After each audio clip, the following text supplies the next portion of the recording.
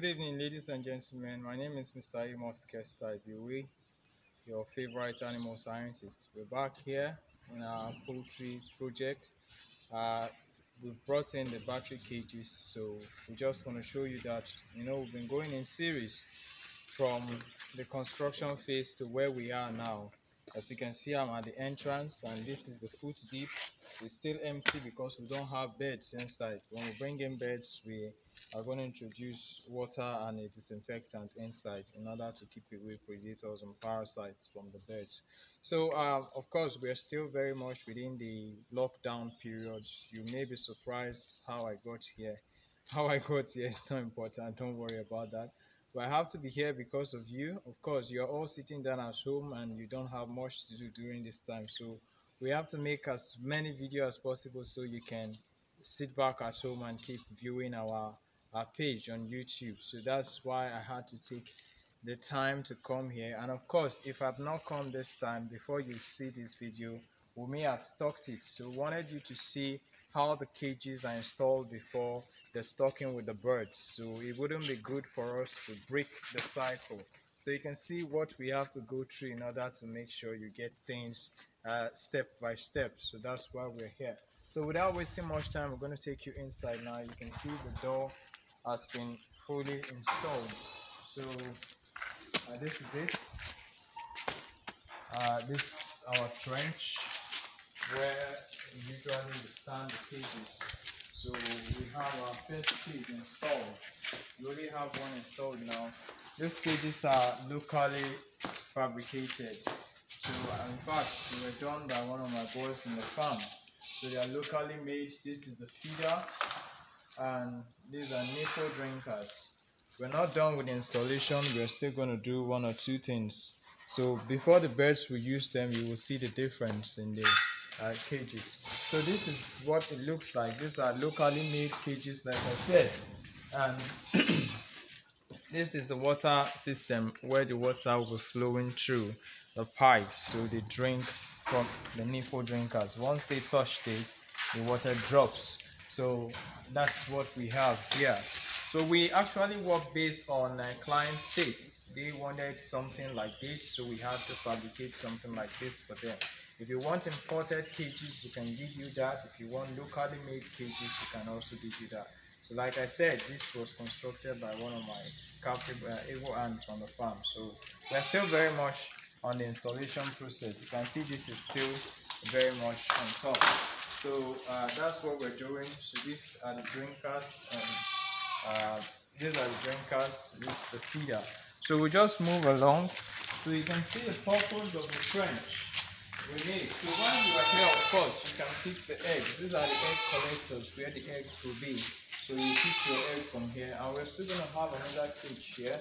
So while you are here, you can actually pick the eggs from these cages and also from these cages. So you can just use your spiritual eye to see the cages here now, because they are not installed. But of course, the cages will be there, just like you have this. So you can see from here now, we can go under and we can do the flushing. So you see, I can stand tall under the cage. That's why we have this.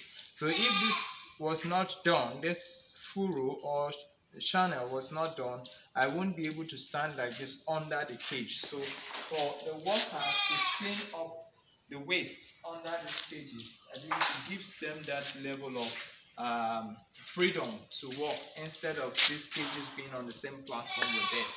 So you want to say, what of someone taller than you? I'm not a short person.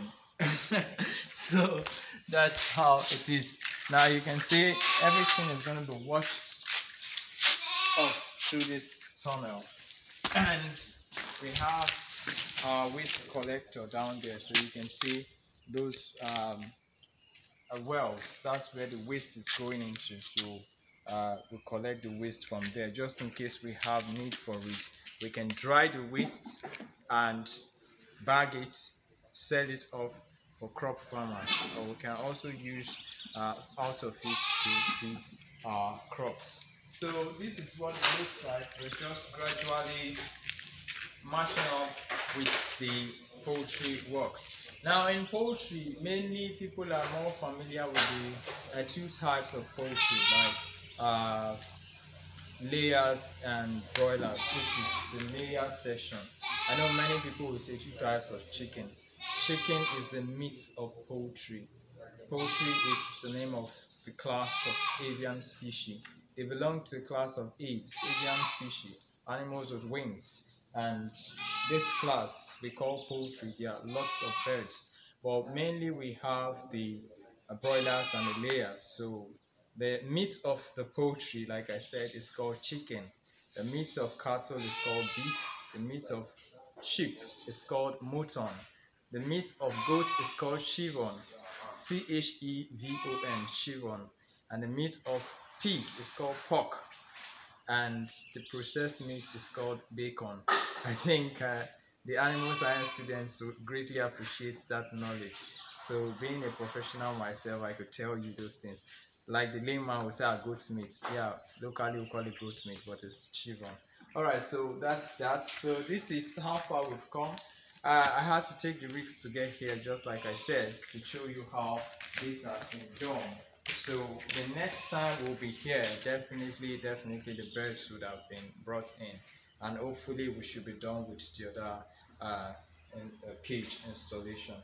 So this is how far we can take you for today. So you've seen how it is built. So the waste of the birds goes under this tunnel, so leaves this part very clean and neat. So that's how to manage a modern poultry farmhouse. So you at least leave some form of cleanness within the environment.